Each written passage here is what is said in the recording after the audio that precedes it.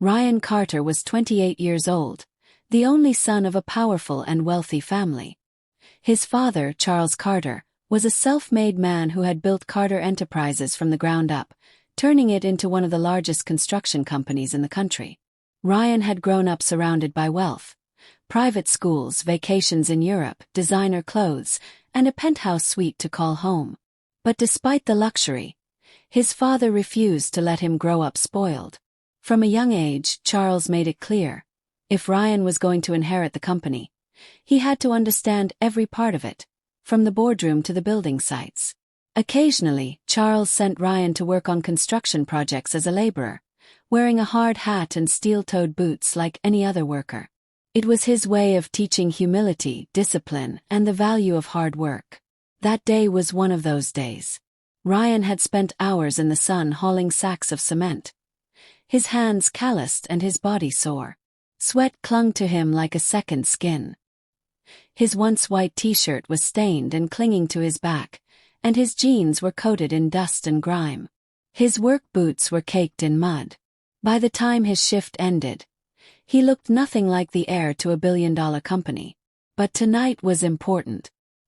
His father was hosting a high-profile business meeting, and Ryan was expected to attend, dressed sharply and representing the Carter name. On his way home, he stopped by a high-end clothing boutique in the city, hoping to buy a new suit. That's when he met Emma. Emma, 22, was a stylish young woman who worked at the boutique as a sales assistant. She had an eye for fashion, and a habit of judging people based on their appearance.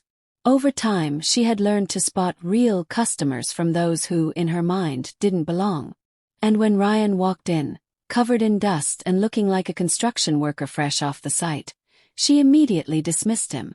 She rolled her eyes before strutting over to him with a forced smile. "Can I help you?" she asked, her tone laced with sarcasm and disdain. Ryan, unbothered by her tone, pointed to a sleek charcoal gray suit displayed on a mannequin near the window. "I'd like to try that one on," he said calmly. Emma glanced at the suit, then back at him, clearly amused. "Are you sure?" she asked, arching a perfectly plucked brow. "You might want to check the price tag first." Ryan frowned, surprised. "Are you saying I can't afford it?" Emma folded her arms. "I'm just saying, this store caters to a certain type of customer. You might be more comfortable somewhere else." Without waiting for a reply, she turned and walked away, leaving Ryan standing in silence. His pride stung, and though he had initially found Emma attractive, her attitude left a bitter taste in his mouth. He said nothing, just turned around and quietly exited the store. A few days later, Emma was out with her friends at an upscale cafe in the heart of the city. The atmosphere buzzed with laughter, clinking glasses, and the sound of soft jazz playing in the background. She was dressed to impress, sipping on a lavender latte and enjoying the afternoon. That's when the black sports car pulled up outside. It was sleek and gleaming, with tinted windows and a custom license plate. The valet rushed to open the door, and a tall, impeccably dressed man stepped out. His suit was expertly tailored, his shoes polished, and on his wrist sat an elegant luxury watch that screamed old money. Emma's heart skipped a beat. "Who is that?" she asked, unable to hide her interest. One of her friends leaned in, eyes wide. "That's Ryan Carter, the heir to Carter Enterprises." Emma's face went pale. Ryan. The same man she had dismissed just days earlier. Fixing her hair and adjusting her dress, Emma mustered a charming smile and stood up.